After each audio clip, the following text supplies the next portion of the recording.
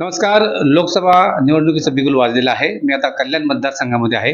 कल्याण मतदारसंघ हा तसा नावाजलेला आहे कारण की सगळ्यात मोठा मतदारसंघ आहे. 20 लाख मतदार येथे येतात. कालच मविआचे उमेदवार शिवसेना उद्धव बाळासाहेब ठाकरे यांच्या पक्षाच्या उमेदवाराची घोषणा झाली. गेले 2 टर्म जे खासदार निवडून आलेत, डॉक्टर श्रीकांत शिंदे मुख्यमंत्र्यांचे सुपुत्र, त्यांची तोडीला मविआनी हा उमेदवार दिलेला आहे. परंतु राजकीय वातावरण काय आहे, कशा प्रकारचा इथं आढावा आहे, तो आपण घेणार आहोत. माझ्यासोबत आता युवा सेना सचिव म्हणजे शिंदे गटाचे जे युवा सेना सचिव आहेत, दीपेश म्हात्रे, आपण त्यांच्याकडे जाणार आहोत. दीपेश म्हात्रे जाणकार आहेत, सभापती होते, नगरसेवक आहेत आणि आता युवा सेना सचिव आहेत. त्यांना विचारणार आहोत कशा प्रकारे ह्या दृष्टिकोनातून या निवडणुकीला पाहत आहे.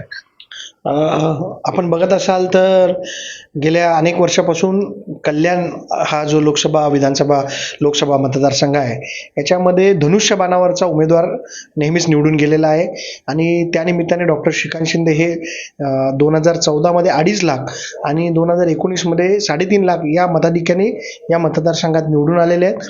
आणि लवकरच त्यांची उमेदवारी जाहीर होईल आणि ते या वेळेला देखील मोठ्या मताधिक्याने निवडून येतील, कारण त्यांनी या लोकसभेमध्ये जे केलेलं काम आहे, आपण बघत असाल तर अनेक लोक इतर गोष्टींवरती भर देत आहेत, पण आम्ही केलेल्या कामावरती भर देतोय आणि आम्ही केलेल्या कामावरती प्रचंड विश्वास आहे.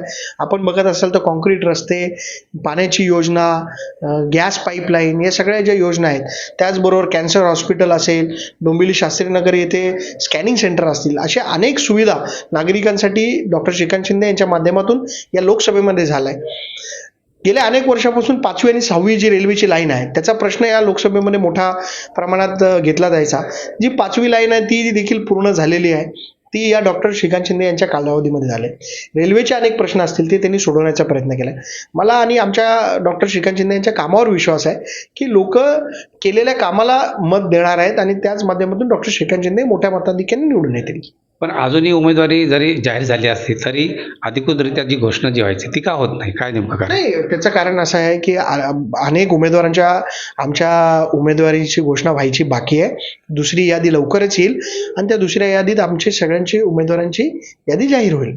काल खासदारांनी सांगितलं की वेगवेगळ्या बैठका सुरू झालेल्या आहेत, वेगवेगळ्या पक्षांशी, प्रत्येक जाती धर्माच्या लोकांशी बोललं जात आहे. कशा प्रकारची तयारी चालली आहे?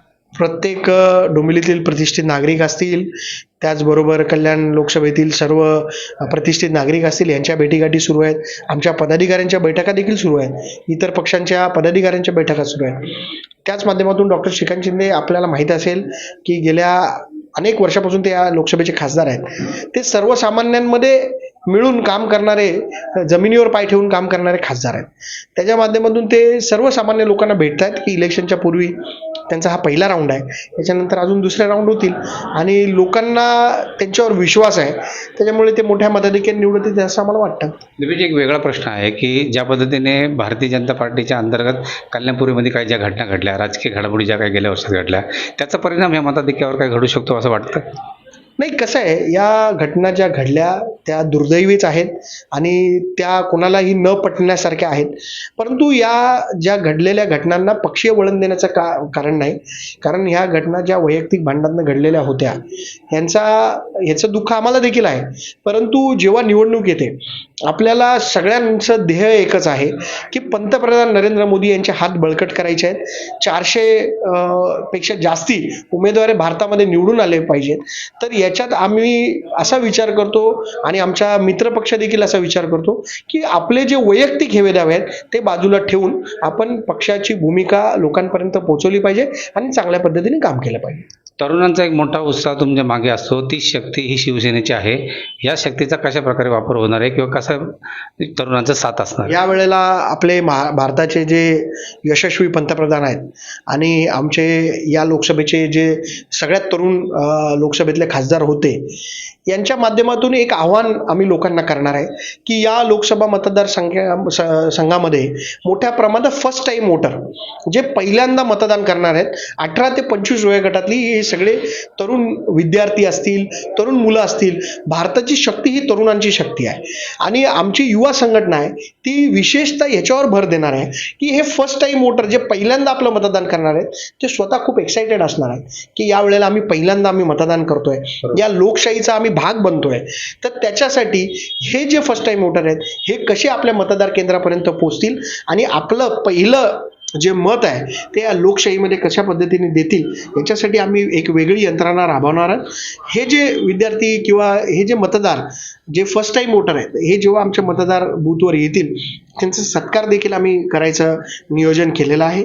आणि त्याच पद्धतीने मोठ्या प्रमाणात फर्स्ट टाइम वोटर जे लोक येतील त्यांच्यावरती आमचा भर युवा सेनेचा असणार आहे. नक्कीच फार मोठी बातमी दिलेली आहे दिपेश म्हात्रे यांनी की फर्स्ट टाइम वोटर जे आहे त्या फर्स्ट टाइम वोटरचं स्वागत करणार आहे, त्यांचं कौतुक करणार आहे, त्यांचं अभिनंदन करणार आहे आणि युवांना जास्तीत जास्त मतदान करण्यासाठी प्रवृत्त करणे, जागृत करणे हे काम शिवसेनेच्या युवा सेनामार्फत होणार आहे. दिपेश म्हात्रेंनी आपल्याला ही माहिती दिली आहे, त्यांचं धन्यवाद. कॅमेरामन शंकर जाधव सह मी किशोर पगारे, जय महाराष्ट्र न्यूज, डोंबिवली.